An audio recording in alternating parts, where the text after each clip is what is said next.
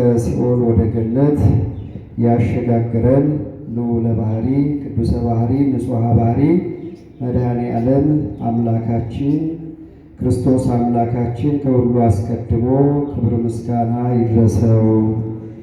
ክቡር አባታችን መምህር ቆሞስ አባ ጴጥሮስ ጀንበሩ የዚህ ታላቅ ደብር ስብከተ ወንጌል ክፍል ኃላፊ፣ ክቡር መምህራችን መላከ ብርሃን ቀሲስ በፍርዱ እዚህ ታላቅ ደብር ሰባኪ ወንጌል፣ ክብርት እህታችን ዘማሪትና ባለክራሩ ወንድማችን፣ እግዚአብሔር የሚወዳችሁ እግዚአብሔርን የምትወዱ የልዑል እግዚአብሔር ቤተሰቦች፣ አባቶች፣ እናቶች፣ የሰንበት ትምህርት ቤት ደቀ መዛሙርት፣ ወጣት ወንድሞች፣ ወጣት እህቶች፣ ሕፃናትንም ጨምሮ በጌታችን በመድኃኒታችን በኢየሱስ ክርስቶስ ፍጹም ሰላም ሰላም እላችኋለሁ። እንደምን ዋላችሁ? እንደምን ዋላችሁ? እንደምንስ ሰዓት ደረሳችሁ?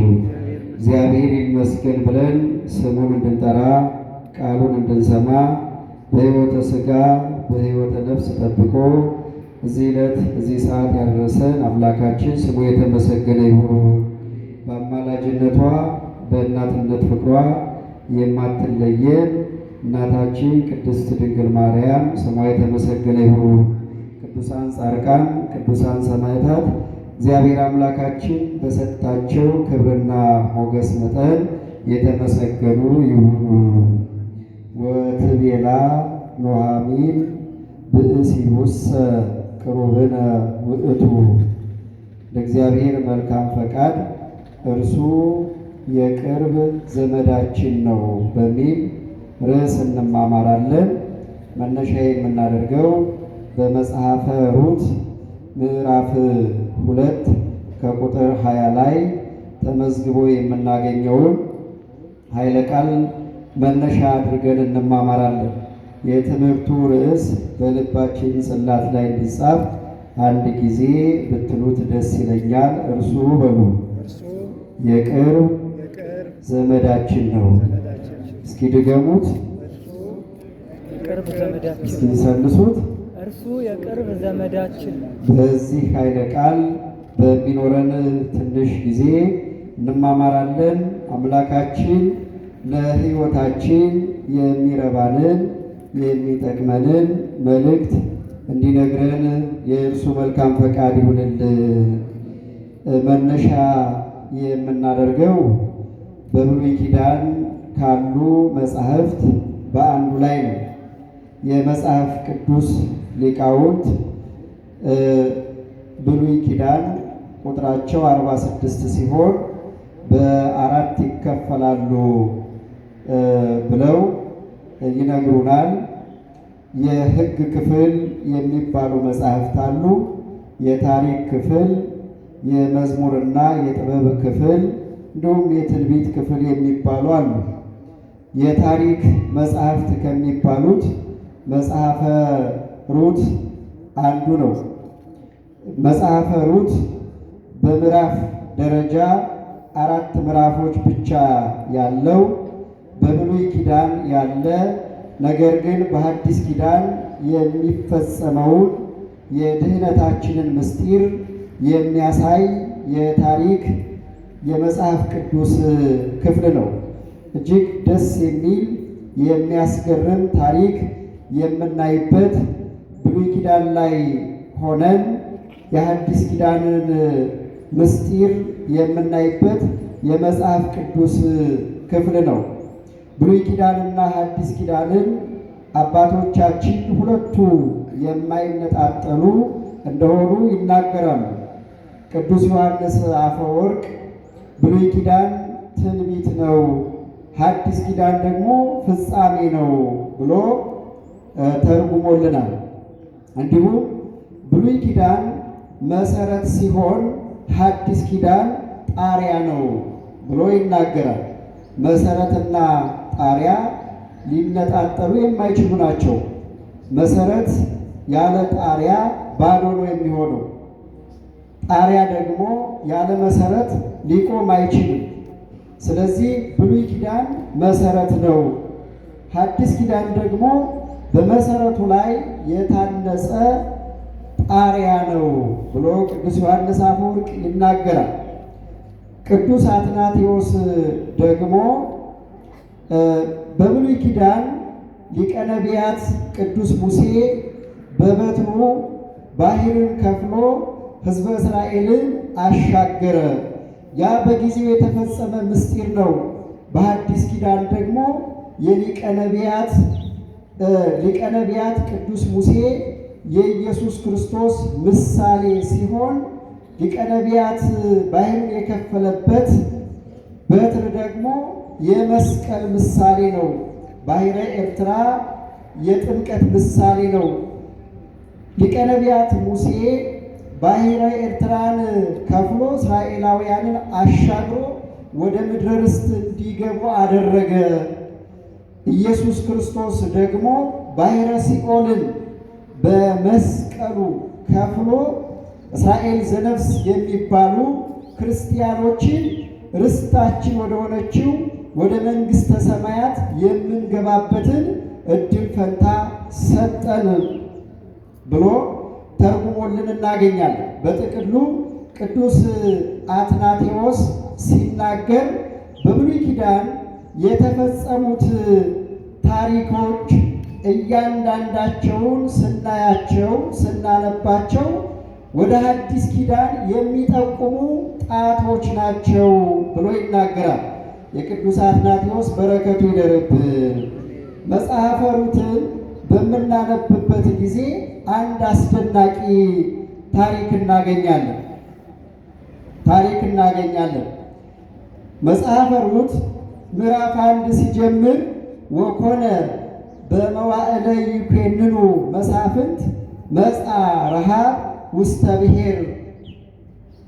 ውስተ ብሔር ወሆረ አሃዱ ብእሲ እምነ ቤተልሔም ዘይሁዳ ከመ ይንበር ውስተ ሀቅለ ሞዓብ ብሎ ይጀምራል። መጽሐፈ ሩት ምዕራፍ 1 ላይ ሲጀምር በረሃብ ይጀምራል። መሳፍንት በሚገዙበት ጊዜ በእስራኤል ታሪክ መሳፍንት በሚገዙበት ጊዜ እስራኤልን በሚያስተዳድሩበት ጊዜ ጽኑ ረሃብ ሆነ ብሎ ይጀምራል። መሳፍንት የእግዚአብሔርን ሕግ አልጠብቅ ሲሉ የእግዚአብሔርን ትእዛዝ አልጠብቅ ሲሉ እግዚአብሔር የሰማይን ደጅ ዘጋው። ሰማይ ዝናምን ለዘር አልሰጥ አለ። ምድርም የተከሉባትን የማታጸድቅ የተዘራባትን የማታበቅል ሆነች። በዚህ ጊዜ ጽኑ ረሃብ ሆነ። ብዙዎችን የሚፈትን ብዙዎችን የሚያስቸግር ረሃብ ሆነ እና በዚህ ቤተልሔም በተባለው ሀገር በእስራኤል ሀገር ውስጥ የሚኖሩ ቤተሰቦች ነበሩ። የቤተሰቡ ስም በኋላ ለምሳሌ ስለሚረዳን ስማቸውን ትይዛላችሁ። የአባዋራው ስም አቤሜሌክ ይባላል። የአቤሜሌክ ባለቤት ስም ኑኃሚን ትባላለች። ልጆቻቸው መሐሎንና ኬሌዎን የሚባሉ 2 ልጆች አሏቸው። ቤተልሔም ማለት የእንጀራ ቤት ማለት ነው ትርጉሙ። እነዚህ ሰዎች ቤተልሔም በምትባለው ሀገር እየኖሩ እንጀራን አጡ። ረሃብ ጸናባቸው። ስለዚህ መታገስ አልቻሉም። ቤተልሔም እስራኤል የእግዚአብሔር ሀገር ናት። እንጀራ ፍለጋ ከቤተልሔም ወጥተው ወደ አሕዛብ ሀገር ወደ ሞዓብ ወደሚባል ጣዖት ወደሚመለክበት ሀገር ስደት ሄዱ። ስደት እንደሄዱ ሞዓብ የሚባለው ሀገር እንደደረሱ ሌላ ከረሃብ የከፋ ችግር በዚህ ቤተሰብ ውስጥ ተከሰተ። እሱም ምንድን ነው? የቤቱ አባዋራ አቤሜሌክ የሚባለው ሞተ ይላል እና ይህ ቤተሰብ ሐዘን ጸናበት። ከሀገራቸው የወጡት በረሃብ ምክንያት ነው። በረሃብ ላይ ስደት አግኝቷቸዋል። ረሃቡን እናስታግሳለን ብለው ከሀገራቸው ወጥተው በኖሩበት በአሕዛብ ሀገር ደግሞ ብዙም ሳይቆዩ ሞት ተከተለው። ኑኃሚን ምርር ብላ አለቀሰች፣ አዘነች፣ ተከዘች። የዚህ ቤተሰብ ሐዘን በዚህ አላበቃም። ለባለቤቷ ለአቤሜሌክ ስታለቅስ ስታዝን መጽናኛ ይሆኑኛል ያለቻቸው ልጆቿን መሐሎንና ኬሌዎንን ከአሕዛብ ሴቶች መካከል 2 ሴቶችን መርጣ ዳረቻቸው ይላል። መሐሎንን ሩት ለምትባል ሴት አጋባችው። ኬሌዎንን ኦርፋ ለምትባል ሴት አጋባችው። ምናልባት ከሀገሯ የወጣችበት ረሃብና ስደት እንዲሁም የባለቤቷን ሞት ለመርሳት ከዚያም ሐዘን ለመጽናናት ስትሞክር 2 ልጆቿ መሐሎንና ኬሌዎን ሞቱ። ኑኃሚን እጅግ አዘነች። ከሀገር የወጣችው ረሃብን ለመሻገር ረሃብን ለማለፍ በሀገሩ ላይ ተከስቶ የነበረውን ችግር ለመሻገር ከእንጀራ ቤት ወጥታ የእንጀራ ቤት የሚል ትርጓሜ ካላት ከቤተልሔም ወጥታ ወደ አሕዛብ ሀገር ሄዳ ነበረ። ግን ከሀገሯ መውጣቷ ከሀገሯ መሄዷ እረፍት አላስገኘላትም። በረሃቡ ላይ ስደት፣ በስደቱ ላይ ሞት፣ እንዲሁም ሞቱ ደግሞ የሙሉ ቤተሰብ ሞት። በባለቤቷ ስታዝን ልጆቿ ሞቱ እና ኑኃሚን እጅግ ምርር ብላ አለቀሰች። ልቧ ተሰበረ። ኑኃሚን አማራሪ ሴት ነበረች። ረሃብ ሲመጣ እንሂድ ብላ ወደ ሰው ሀገር የመሄድ ሀሳብ አምጥታ ነበረ። ለምን ረሃብ ሆነ የሚል ማማረር በውስጧ ነበረ። ረሃቡ ላይ ስደት ተከተለ። ስደቱን ስታማርር የባለቤቷ ሞት መጣ። ኑኃሚን አሁንም እያማረረች ነው። ለምን ይሆናል ስትል የልጆቿ ሞት ተከተለ። እቺ ሴት ልቧ በሐዘን ተሰበረ። ብዙ ሆና ከሀገሯ ወጥታ ብቻዋን ቀረች። አልፈዋለሁ፣ ይሄን ችግር አልፈዋለሁ ብላ መፍትሄ ፍለጋ የእግዚአብሔር ሀገር ከተባለችው ከቤተልሔም ወጥታ ወደ አሕዛብ ሀገር በመሄዷ ምክንያት ችግሩ ሊያልፍ ቀርቶ ሌላ ችግር ተከተለ እና ሐዘኗ ጸና፣ መከራዋ ጸና። በዚህ ሁኔታ እያለች ቆም ብላ ማሰብ ጀመረች። ከሀገሬ የወጣሁት የእግዚአብሔር ስም በሚጠራበት እግዚአብሔር ከሚመለክበት ትንቢት ከተነገረለት ነቢያት የእግዚአብሔርን ቃል ከሚናገሩበት ሀገሬ የወጣሁት መፍትሄ ያገኛለሁ ብዬ ነበረ።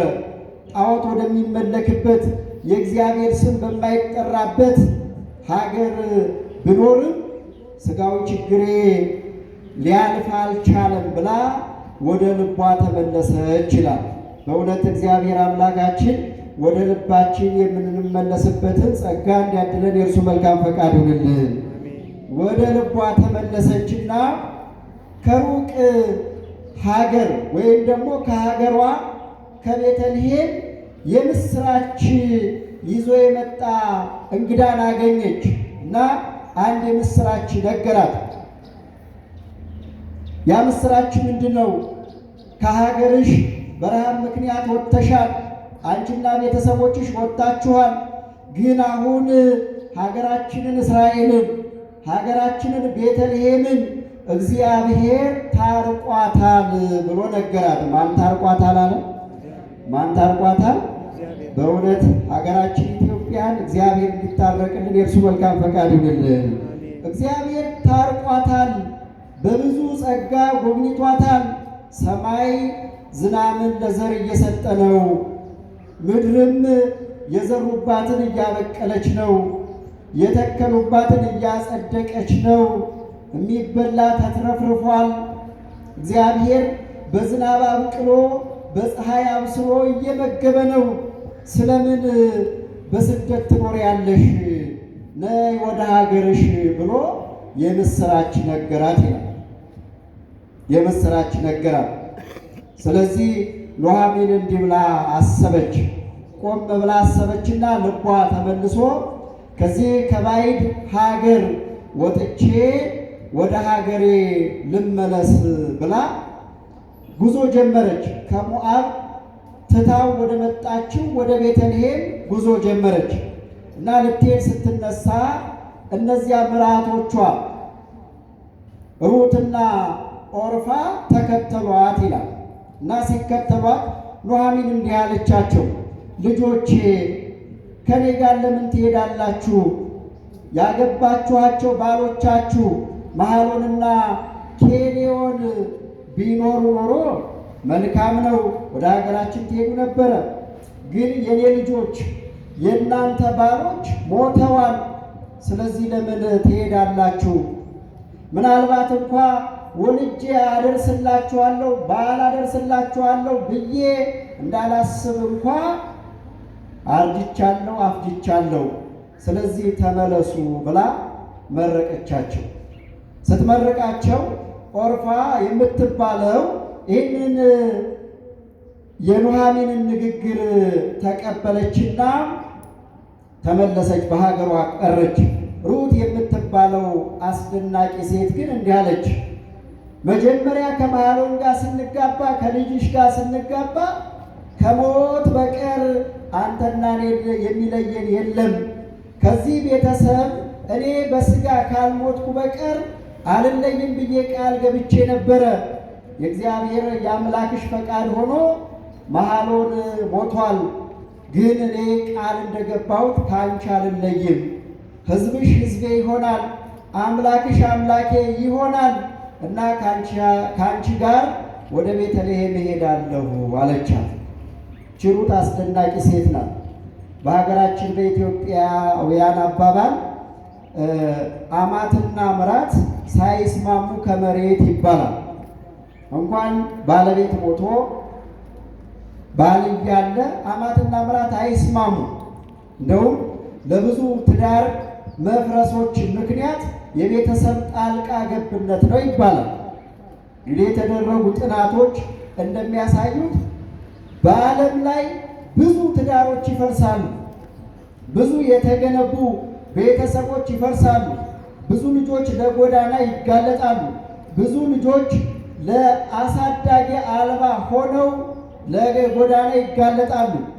እንዲሁም ደግሞ ምናልባት አባትና እናታቸው ተለያይተው የሚያድጉ ልጆች በአባትና በእናት አንድ ሆነው እንደሚያሳድጓቸው ልጆች አይሆኑም። ለዚህ ሁሉ ምክንያቱ ምንድን ነው ሲባል ብዙ ምክንያቶች ቢኖሩ ከነዛ ምክንያቶች አንዱ የቤተሰብ ጣልቃ ገብነት። ብዙ ቤተሰቦች የትዳሩ መካከል ገብተው የትዳሩ መሪ ለመሆን ይፈልጋል። ግን ትዳርን የሚመራው እግዚአብሔር ብቻ ነው። ማን ብቻ ነው የሚመራው? በሶስት የተገመደ ገመድ አይበጠስም ይላል መጽሐፍ። ይሄ ለብዙ ይተረጎማል። ከሚተረጎምባቸው ምስጢራት አንዱ በሶስት የተገመደ ማለት በትዳር ውስጥ ባልና ሚስት አሉ፣ ሶስተኛው እግዚአብሔር አለ። ማን አለ አልኳችሁ? ከዚህ ውጭ ቤተሰብ ጣልቃ ገብቶ አባት እናት ትዳር ሊመሩ አይችሉም። ሊያማክሩ ይችላሉ፣ ሊደግፉ ይችላሉ፣ ልምድ ሊያካፍሉ ይችላሉ። ግን ከዛ ውጭ ያልሆነ ነገር እየመከሩ ማፍረስ፣ የልጆችን ትዳር ማፍረስ አይቻልም። ለዚህ ነው መጽሐፍ ዘአስተጻመረ እግዚአብሔር ኢይፍልጥ ሰብእ፣ እግዚአብሔር ያጣመረውን ሰው አይለየውም ይላል። ሰው አይለየውም ማለት ሰው አይለየውም። ሁለት ባለ ትዳሮችን እግዚአብሔር ነው አንድ የሚያደርገው። በሐዲስ ኪዳን ምስጢር የጋብቻ ምስጢር ታላቅ ነው። ባልና ሚስት፣ ባል የክርስቶስ ምሳሌ ሲሆን ሚስት የቤተ ክርስቲያን ምሳሌ ናት። ይህ ምስጢር ታላቅ ነው ብሎ ቅዱስ ጳውሎስ ይናገራል። ስለዚህ ብዙ ወላጆች ግን ይህ ምስጢር ሳይገባቸው በማወቅም ይሁን ባለማወቅ የልጆቻቸው ትዳር እንዲበጠበጥ ጣልቃ የሚገቡ ወላጆች አሉና ልቦና ይስጥልን። ሩት ግን ባለቤቷ ሞቶ ለቃሏ ታማኝ የሆነች ሴት፣ ባለቤቷ ሞቷል፣ መሐሎንም ተስፋ የምታደርገው የላትም። የኑኃሚንን ሀብት አይታ ነው እንዳይባል ኑኃሚን ለራሷ አንዲት ምስኪን ስደተኛ ናት። በረሃብ ምክንያት ከሀገሯ የወጣች በባዕድ ሀገር የምትኖር ስደተኛ ናት። ስጋዊ ገንዘብ በስጋዊ መለኪያ በስጋዊ ሀብት መመዘኛ ኑኃሚን በጊዜው ባዶ የሆነች ሴት ናት። ሩት ግን ኑኃሚንን ሕዝብሽ ሕዝቤ ይሆናል፣ አምላክሽ አምላኬ ይሆናል ብላ የተከተለቻት በስጋዊ መለኪያ ከእሷ ሀብት ፈልጋ ወይም ሌላ ነገር ፈልጋ ሳይሆን ለገባችው ቃል ታምና ነው። አስቀድማ መሐሎንን ስታገባ በሕይወት ዘመኗ እስከ ፍጻሜ ዘመኗ ድረስ ከመሐሎን ቤተሰቦችና ከመሐሎን ጋር ለመኖር ነበረ። ግን የእግዚአብሔር ፈቃድ ሆኖ ባለቤቷ ሞተ። ስለዚህ ኑኃሚንን አልተለየቻትም፣ ለቃሏ ታማኝ ሆነች። በዚህ ዘመን ቤተ ክርስቲያናችን ባለትዳሮችን ይህንን ቃል ታገባባለች። በስርዓተ ቁርባን በስርዓተ ተክሊል ጋብቻቸውን ለሚፈጽሙ ይህንን ቃል ነው። ባል የሚገባው ቃል አለ፣ ሚስት የምትገባው ቃል አለ። ከሞት በቀር ካንተ አልለይም፣ ከሞት በቀር ካንቺ አልለይም የሚለውን ቃል ኪዳን ታገባባለች ቤተ ክርስቲያን። ግን ይሄ ቃል እየተጠበቀ ነው ወይ የሚለው ጥያቄው ሌላ ነው። ቅድም እንዳልኳችሁ በሰበብ አስባቡ ሚዛን የማይደፋ ሰበብ እየቀረበ ብዙ ትዳሮች ይበተናሉ። በእውነት ቃላችንን የምንጠብቅበትን ጸጋ አምላካችን ለሁላችንም እንዲያድለን የእርሱ መልካም ፈቃድ ይሁንልን። ሩት ኑኃሚንን ተከተለቻት፣ ኑኃሚንን ፈቀደችላትና ወደ ቤተልሔም ተመለሱ። ወደ ቤተልሔም ከተመለሱ በኋላ ኑኃሚን እንግዲህ ለብዙ ዘመናት በስደት ሀገር ነው የቆየችው። ስትሄድ የተቀመጠላት ሀብት የለም፣ ንብረት የለም። ደግነቱ በዛ ሀገር ባህል የስደተኛ ቤት ተከብሮ ይቆይ ነበር። ኑኃሚንና ቤተሰቦቿ ቤታቸውን ግቢያቸውን ጥለውት ሄደዋል። የወረሰባቸው ግን የለም። ቤታቸው ተከብሮ ጠበቃቸው። ያለ ብዙ ዘመናት የተዘጋ ቤት ሩት በወጣትነት ጉልበቷ ጠርጋ አማቷ ኑኃሚንን መጦር ጀመረች። ሀብት ስለሌለ ገንዘብ ስለሌለ በዚያ ዘመን አንድ ነገር ነበረ፣ ቃርሚያ የሚባል ነበረ። ምን የሚባል አልኳችሁ? ቃርሚያ። ገጠር ያደጋችሁ ካላችሁ ታውቃላችሁ። ቃርሚያ የሚባለው ገበሬዎች እርሻቸው ላይ ዘር ዘርተው ለአጨዳ በሚደርስበት ጊዜ አጫጆች ያጭዳሉ እና ስንዴ ሲታጨድ ዛላው ይረግፋል፣ መሬት ላይ ይረግፋል። ያ ቃርሚያ ለድሆች ይተዋል።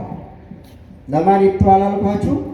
ለድሆች። ይሄ እግዚአብሔር ያስቀመጠው ሕግ ነውና ይህች ሩት እየሄደች ቃርሚያ እየቃረመች እያመጣች ኑኃሚንን መጦር ጀመረች እና ከዕለታት በአንድ ቀን ግን ቦዔዝ ወደሚባል እርሻ ደረሰች ይላል። ማን ወደሚባል አልኳችሁ? ቦዔዝ ወደሚባል እርሻ ደረሰችና ቀን ሙሉ ቃርሚያ ስትቃርም ዋለች። እስከ ማታ ድረስ ቃርሚያ ስትቃርም ዋለች። ከዚያ ስትመለስ ኑኃሚን ሩትን ጠየቀቻት። ዛሬ ወዴት ዋልሽ ስትላት ቦዔዝ በሚባለው ባለጠጋ እርሻ ውስጥ እስከ ማታ ድረስ ቃርሚያ ስትቃርም እንደዋለች ነገረቻት እና ኑኃሚን ደስ አላት። ኑኃሚን ደስ አላትና በርዕስነት ያነሳነውን ኃይለ ቃል ነገረቻት። እርሱ የቅርብ ዘመዳችን ነው አለቻት። ምን አለቻት አልኳችሁ? የቅርብ ዘመዳችን ነው አለቻት። የብሉይ ኪዳን ሌላ የምትይዙልኝ አንድ ሕግ ነበረ። በብሉይ ኪዳን የብሉይ ኪዳን ሕግ ምንድን ነው ካል ዋርሳ የሚባል ሕግ ነበረ። ምን የሚባል አልኳችሁ? ዋርሳ። ዋርሳ ማለት ለምሳሌ አንድ ሰው አንዲት ሚስት አግብቶ ዘር ሳይተካ ከሞተ፣ ልጅ ሳይወልድ ከሞተ የዛ የሞተው ወንድም ወይም የሞተው ዘመድ ባለቤቱን አግብቶ የሟቹን ባለቤት አግብቶ ለሞተው ወንድሙ ስም የሚያስጠራ ልጅ ይወልድለታል። ይሄ በብሉይ ኪዳን የነበረ በአዲስ ኪዳን የሌለ ሕግ ነው። ስለዚህ በዛ መሰረት እርሱ ዘመዳችን ነው አለቻትና ቦዔዝ ማለት የሞተው የሩት ባል የመሐሎን አጎት ወይም ደግሞ ዘመድ ነው። ከዚያ በኋላ ሩት እንግዲህ በቦዔዝ እርሻ መቃረም ጀመረች። ሩት ትውልዷ ከአሕዛብ ወገን ጣዖት ከሚያመልኩ አምላክ ከሌላቸው ትንቢት ካልተነገረላቸው ተስፋ ካልተሰጣቸው ከአሕዛብ ወገን ነች። ጠባይዋ ግን ትንቢት ከተነገረላቸው ተስፋ ከተሰጣቸው ከተማሩት ከእስራኤላውያን በላይ ነው። ሩት ከዚህ ቤተሰብ መቀላቀል ፈልጋለች። ለምን ከተባለ ለዚህ ቤተሰብ ተስፋ ይነገርለት ስለነበረ። በኋላ ላይ በብሉይ ኪዳኑ ሕግ መሰረት ሩትና ቦዔዝ ተጋቡ። ሩትና ቦዔዝ ተጋብተው ኢዮቤድ የሚባለውን ልጅ ወለዱ። ከዚያ ቦዔዝ ኑኃሚንና ሩትን ከመከራ ኑሮ አዳናቸው። የቅርብ ዘመድ ስለሆነ አዳናቸው። ወደ አዲስ ኪዳን ስንመጣ ኢዮቤድ የተባለው የእሴይ አባት ነው። የማን አባት ነው አልኳችሁ? የማቴዎስ ወንጌል ምዕራፍ 1 ቁጥር 5 ላይ ኢዮቤድ እሴይን ወለደ። እሴይ ቅዱስ ዳዊትን ንጉሥ ዳዊትን ወለደ። ዳዊት ሰሎሞንን፣ ከዛ እያለ እመቤታችን ጋር ይደርሳል። አሁን ሩት አስቀድሞ አሕዛባዊት ናት ብለናል። ግን በመጽናቷ ለእነ ኑኃሚን ለእስራኤል የተነገረው ተስፋ ደጅ በመጽናቷ የኢየሱስ ክርስቶስ አያት ለመሆን በቃ ይችላል። በረከቷ ይደርብን። እሺ አመስግኑ። የኢየሱስ ክርስቶስ አያት ለመሆን በቃች። የማቴዎስ ወንጌል ምዕራፍ 1 ላይ የኢየሱስ ክርስቶስ የሥጋ የትውልድ ሐረግ አባታችን እየመጡ ነው።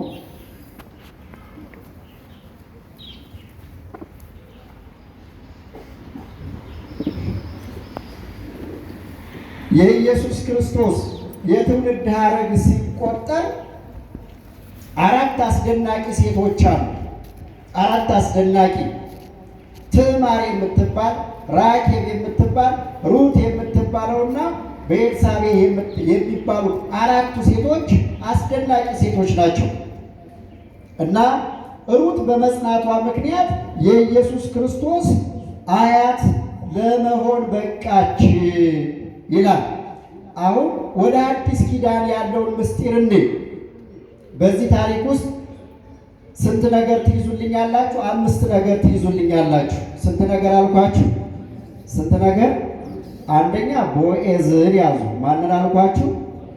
ሁለተኛ ኑኃሚንን ያዙ። ማንን? ሶስተኛ ሩትን። ማንን አልኳችሁ? ከዚያ የቦዔዝ እርሻ፣ ከዚያ አጫጆች የሚባሉትን 5ቱን ነጥቦች ያዙ። ይህ በብሉይ ኪዳን የተፈጸመ ታሪክ ነው ብለናል። የአዲስ ኪዳን ምን ትርጓሜ ያለው? ይሄ ታሪክ ስለ ኢየሱስ ክርስቶስ ምን ያሳየናል ብለን ስናይ በብሉይ ኪዳን የተፈጸመው ታሪክ በአዲስ ኪዳን ስለሚፈጸመው ምስጢር የሚያሳይ ታሪክ ነበር። ቦዔዝ የኢየሱስ ክርስቶስ ምሳሌ ነው። የማን ምሳሌ ነው አልኳችሁ? የኢየሱስ ክርስቶስ ምሳሌ ነው። ቦዔዝ ሩትና ኑኃሚንን የታደገ ኑኃሚን እንደተናገረችው እርሱ ዘመዳችን ነው፣ የቅርብ ዘመዳችን ነው ብላ ተናግራ ነበር። ቦዔዝ የኑኃሚን የቅርብ ዘመድ ነበረ። የቅርብ ዘመድ በመሆኑ ከኑኃሚንና ከሩት ላይ ኀፍረታቸውን አስወግዷል። የዘመድ መገለጫዎች የሚባሉ አሉ። አንድ ዘመድ ለዘመዶቹ ለወዳጆቹ ምን መክፈል አለበት ስንል፣ አንደኛ በችግራቸው ጊዜ መድረስ አለበት። ሁለተኛ የዘመዶቹን ክብር ማስጠበቅ አለበት። ሶስተኛ ዋጋ መክፈል አለበት። ይህ ካልሆነ ዝምድና ከንቱ ነው። ዝም ብሎ ለመቁጠር ብቻ ከሆነ እገሌ ዘመዴ ነው፣ እገሊት ዘመዴ ናት ማለት ብቻውን በቂ አይደለም። ትክክለኛ ዘመድ ለዘመዶቹ በችግራቸው ጊዜ መድረስ አለበት፣ በደስታቸው ጊዜ እንዳለው ሆኖ ማለት ነው። ከዚያ ደግሞ ክብራቸውን ማስጠበቅ አለበት።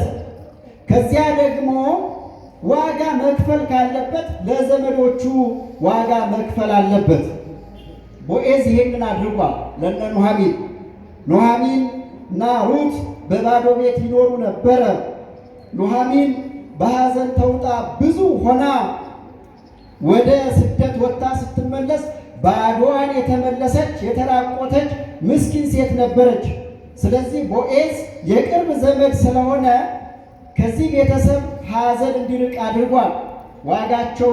ዋጋ ከፍሎ ኑኃሚንና ሩትን ነፃ አውጥቷቸዋል። ስለዚህ ቦዔዝ የኢየሱስ ክርስቶስ ምሳሌ ነው ያለው።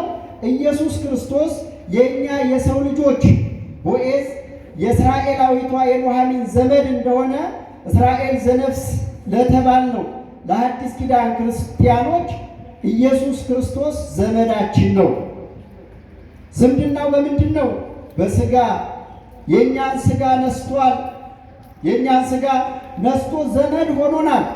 ቅዱስ ጳውሎስ እንደተናገረው ኢነሶ ለዘነሶ እመላእክት አላ እንዘራ አብርሃም፣ የነሳውን ሥጋ የተዋሃደውን ሥጋ ከመላእክት አልነሳውም። የነሳው የእኛን ሥጋ ነው። ስለዚህ ዘመዳችን ሆኗል ብሎ ይናገራል። እንዲሁም ወንድሞቼ ለማለት እንኳ አላፈረም ብሎ ይናገራል። ኢየሱስ ክርስቶስ እኛን የሰው ልጆችን ክርስቲያኖችን ወንድሞቼ ብሎ ጠርቶናል። በእውነት ክብር ለስሙ ይሁን። ወንድሞቼ ብሎ ይጠራል። ስለዚህ ዘመዳችን ሆኗል። የዝምድና መገለጫዎችን ለእኛ አድርጓል። ዘመድ በችግር ጊዜ መድረስ አለበት ብለናል። ኢየሱስ ክርስቶስ ተቸግረን ባለንበት ጊዜ፣ በኃጢአት ዕዳ ተይዘን ባለንበት ጊዜ፣ በኃጢአት ዕዳ ተይዘን በእግረ አጋንንት በምንጠቀጠቅበት ጊዜ፣ በሲኦል ባርነት ተጥለን በወደቅንበት ጊዜ ዋጋ የከፈለልን ዘመዳችን ኢየሱስ ክርስቶስ ነው። ቅዱስ ያሬድ አስተራየ ገሃደ በለቢሰ ሥጋ ኮነነ ዘመደ። የማይታየው ረቂቅ የነበረው ምሉ የነበረው ስሙ የነበረው ረቂቅ የነበረው አካላዊ ቃል በሥጋ ተገለጠ። በአጭር ቁመት በጠባብ ደረት ታየ። በለቢሰ ሥጋ ኮነነ ዘመደ። ሥጋን ተዋህዶ በሥጋ ዘመዳችን ሆነ። ዘመዳችን ሆኖ ከቤተልሔም እስከ ቀራንዮ ድረስ ዋጋ ከፈለልን። በኋላም በልደቱ ዳግመኛ እንድንወለድ አደረገን። በጥምቀቱ ዳግመኛ የምንወለድበትን አተነው የነበረውን ክብራችንን መለሰልን፣ ዕዳችንን ከፈለልን። አስቀድሞ በጥምቀት በዮርዳኖስ ተቀብሮ የነበረውን የዕዳ ደብዳቤያችንን ሰረዘልን። በኋላም በመስቀል በአካለ ነፍስ ወደ ሲኦል ወርዶ በሲኦል ተቀብሮ የነበረውን የዕዳ ደብዳቤያችንን እንደ አምላክነቱ አቅልጦ አጠፋልን። ስለዚህ የቅርብ ዘመዳችን ሆነ ይላል። የቅርብ ዘመዳችን ኢየሱስ ክርስቶስ የቅርብ ዘመዳችን ነው። ቅዱስ ጎርጎርዮስ ዘኑሲስ እንዲህ ብሎ ይናገራል። አንድ መልካም ሐኪም፣ አንድ በጎ ሐኪም ወደ በሽተኛ ቀርቦ በሽታውን እንደሚያክም በሽታውን እንደሚጠይቅ ሁሉ ኢየሱስ ክርስቶስ የቅርብ ዘመዳችን ሐኪሙ ኢየሱስ ክርስቶስ ወደኛ ወደ ዘመዶቹ በሥጋ ተገልጦ በሽታችንን የነፍስ በሽታችንን አራቀልን ይላል። በእውነት ስሙ የተመሰገነ ይሁን። ከፍ አድርጋችሁ አምላካችንን አመስግኑ።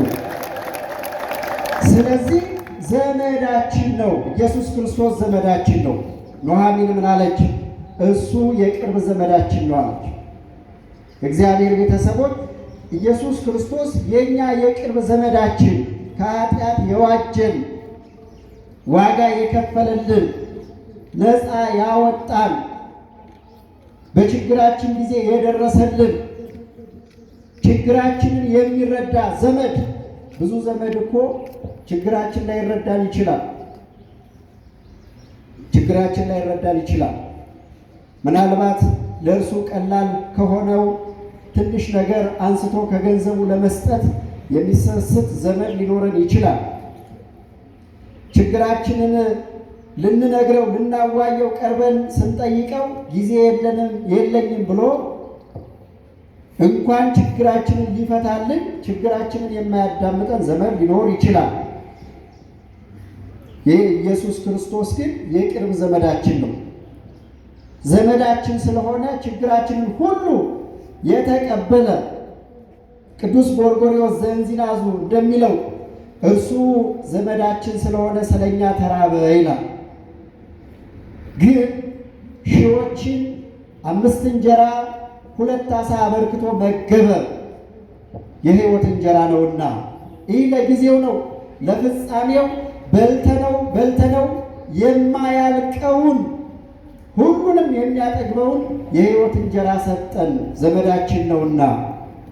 እርሱ ስለኛ ተጠማ። የእኛን የዘመዶቹን መጠማት ገንዘብ አድርጎ ስለኛ ተጠማ። ግን እኔ የሕይወት ውሃ ነኝ ብሎ ተናገረ። ተናግሮም አልቀረ። በቤተ መቅደስ ዘወትር የሚፈልቀውን ክቡር ደሙን ሰጠ፣ ለተጠሙት ሰጠ። እርሱ ዘመዳችን መሆኑን በቃል ብቻ የተናገረ አይደለም፣ በተግባር በቤተልሔም ተወልዶ ስደታችንን ተሰዶ መራባችንን ተርቦ መጠማታችንን ተጠምቶ ዋጋ ከፍሎ ነፃ ያወጣን ዘመዳችን ነው። ይህ ላለፈው ብቻ አይደለም፣ አሁንም ድካማችንን የሚረዳ ነው። በጠቅላላው ነቢዩ ኢሳይያስ እንደተናገረው ነሣ ደዌነ ወጾረ ሕማመነ፣ ደዌያችንን ተቀበለ ብሎ እንደተናገረው የእኛን ደዌ እርሱ የተቀበለ ዘመዳችን ነው። ቅዱስ ኤፍሬም እንደተናገረው አሃዱ ዘእምቅድስት ሥላሴ ርዮት ትናነ አጽነነ ሰማየ ሰማያት መጽአ ኀደረ ውስተ ከርሰ ድንግል ወኮነ ሰብአ ከማነ ዘእንበለ ኃጢአት ባሕቲታ። ከሦስቱ አካል አንዱ አካላዊ ቃል እግዚአብሔር ወልድ በኃጢአት መውደቃችንን በእግረ አጋንንት መጠቅጠቃችንን በዕዳ መያዛችንን አይቶ ከሦስቱ አካል አንዱ አካል ከድንግል ማርያም ከሥጋዋ ሥጋ ከነፍሷ ነፍስ ነስቶ ሰው ሆነ ይላል። እንደኛ ሰው ሆነ ይላል። እንደማ እንደኛ ሰው ሆነ ከኃጢአት በቀር ዘእንበለ ኃጢአት ባሕቲታ፣ ከኃጢአት ብቻ በቀር እኛ የሰው ልጆች ያለፍንበትን የምናልፍበትን ሁሉ የቅርብ ዘመድ ስለሆነ ተቀበለ። እኛ በዚህ ምድር ላይ ስንኖር እንራባለን፣ እሱ ስለኛ ተራበ። እኛ በዚህ ምድር ላይ ስንኖር እንጠማለን፣ እሱ ስለኛ ተጠማ። እኛ በዚህ ምድር ላይ ስንኖር እንደክማለን፣ እሱም ስለኛ ደከመ። እኛ በዚህ ምድር ላይ ስንኖር መከራ ይደርስብናል፣ እሱም ስለኛ መከራ ተቀበለ። የአይሁድን ጥፊ የአይሁድን ምራቅ በክቡር ፊቱ ላይ ተቀበለ። ለምን ካል ዘመዳችን ስለሆነ። ምን ስለሆነ አልኳችሁ? ዘመዳችን ስለሆነ የእኛን የዘመዶቹን የእኛን የወገኖቹን መከራ ተቀበለ ብሎ ቅዱስ ጎርጎርዮስ ዘእንዚናዙ ይተረጉምልናል። በረከቱ በሁላችን ላይ ይደረብን። በእውነት አሁንም የሚሰማን ዘመዳችን ነው። ያለፈ ታሪክ ብቻ አይደለም የምንተርከው፣ ሊሰማን የታመነ ነው። መራባችንን የሚያይ መድከማችንን የሚያይ መጠማታችንን የሚያይ የሚሰማ ዘወትር ሊያግዘን ቅዱስ ፈቃዱ የሆነ አምላክ የቅርብ ዘመድ ነው ያለን። የቅርብ ዘመድ ነው ያለን። ከኛ የሚጠበቀው እንደ ሩት እና እንደ ኑኃሚን ወደ እርሱ መቅረብ ነው። ልቦናችንን መልሰን ወደ እርሱ መቅረብ ነው። ወደ እርሱ የምንቀርብበትን ጸጋ አምላካችን ያድለን። ስለዚህ ዘመድ የተባለው ኢየሱስ ክርስቶስ ነው። ኑኃሚን ደግሞ የእስራኤላውያን ምሳሌ ናት። የማን ምሳሌ ናት? የእስራኤላውያን። ኑኃሚን እጅግ አስቀድሞ በሀብት የከበረች ሴት ነበረች። ቤተሰብ ያላት የተሟላ ኑሮ የነበራት ሴት ነበረች። ግን መጽናት አቅቷት